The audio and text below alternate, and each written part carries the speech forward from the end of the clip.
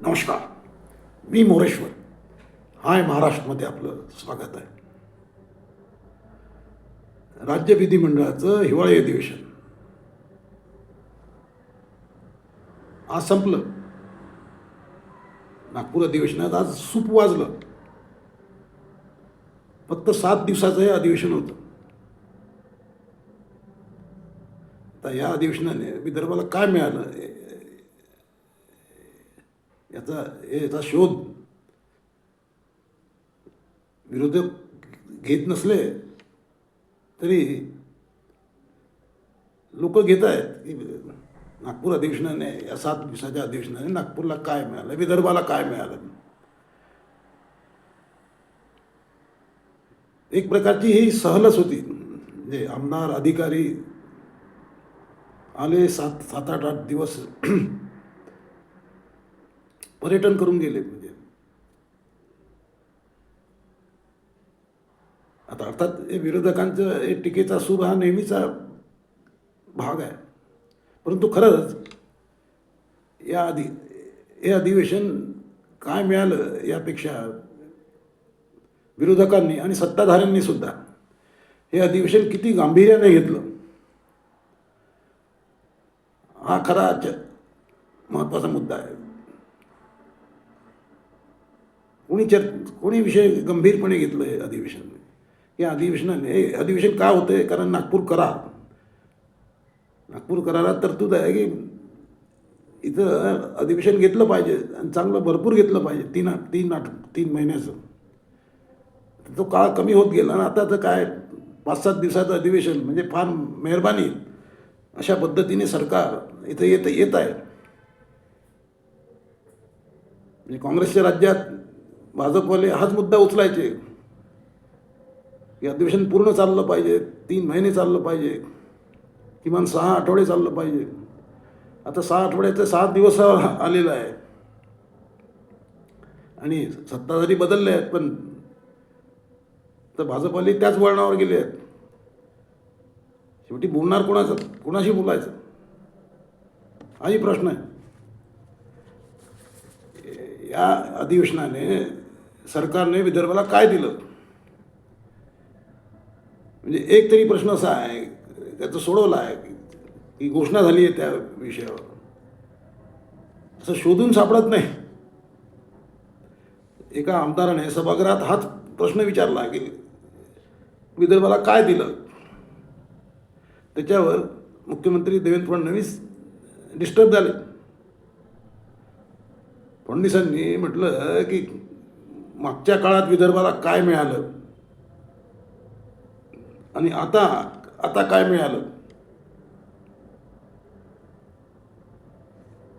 हे मी सांगितलं तर तुम्हाला तोंड दाखवायला जागा उरणार नाही. प्रत्येक गोष्टीत राजकारण करू नका असा इशारा फडणवीसांनी दिला. अर्थात जे बोलायचं ते रेटून बोलायचं.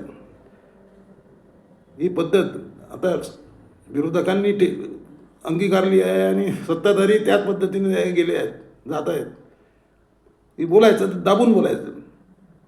तुमच्या काळात काय मिळालं, आता आम्ही काय देतो आहे. मुख्यमंत्र्यांनी सांगितलं की बाबा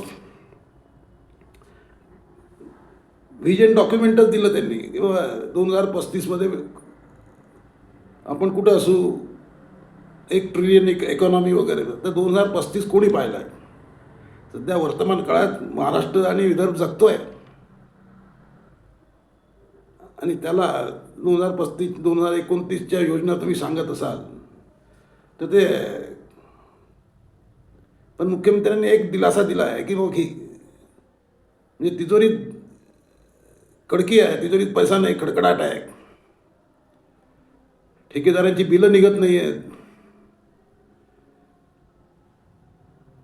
म्हणजे आमदारांना फंड मिळत नाही आहे. तरी मुख्यमंत्री सांगतायत की सर्व निकषावर पात्र असणारी आपली महाराष्ट्राची अर्थव्यवस्था आहे. 9 लाख कोटी रुपयाचं कर्ज आहे महाराष्ट्रावर. तरी मुख्यमंत्री म्हणतात की आपण कंट्रोलमध्ये आहोत.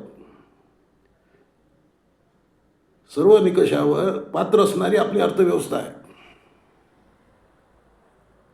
आता एवढं कर्ज असताना आणि तिजोरीत पैसा नसताना ओढाताणीची परिस्थिती आहे हे मुख्यमंत्री मान्य करतात, पण म्हणून आपण दिवाळखोरीकडे चाललो आहे हे मानायला मुख्यमंत्री तयार नाहीत.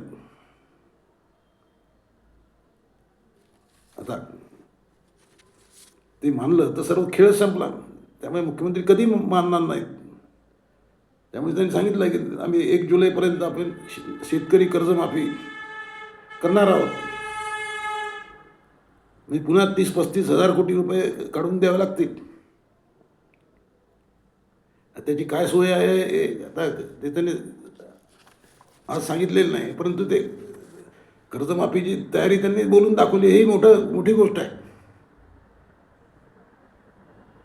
आता या प्रश्नामध्ये सत्ताधारी आपापल्या पद्धतीने वागले, त्यांना दोष देता येणार नाही, पण विरोधक कुठं होते? सध्या सत्तेचं गणित पुढे विचित्र आहे. एका बाजूला 235 आमदार आहेत, 235 आमदार घेऊन महायुती भक्कम आहे, आणि दुसऱ्या बाजूला 50 आमदार आहेत विरोधकांचे, 50 विरोधी आमदार आहेत. पण ते आवाज लावून उठवू शकले, काही सरकारला धारेवर देऊ सळो की पळो करू शकले, अशातला भाग नाही. देवेंद्र फडणवीस यांना हे अधिवेशन अतिशय सोपं जाणार. वॉक ओव्हर असं मी पहिल्यांदा सुरुवातीलाच बोललो होतो. तशाच पद्धतीने सत्ताधाऱ्यांना, फडणवीसांना हे अधिवेशन अतिशय सोपं गेलं. कुठलंही टेन्शन नाही. म्हणजे सर्वात भीती होती ती अजितदादांचे पुत्र पार्थ पवार यांचा जो जमीन घोटाळा आहे त्याच्यावरून हे अधिवेशन उधळलं जाईल, गदारोळ होईल, विरोधक आरडाओरडा करतील, सभागृह चालू देणार नाही वगैरे असे. पण तसं काही झालेलं नाही.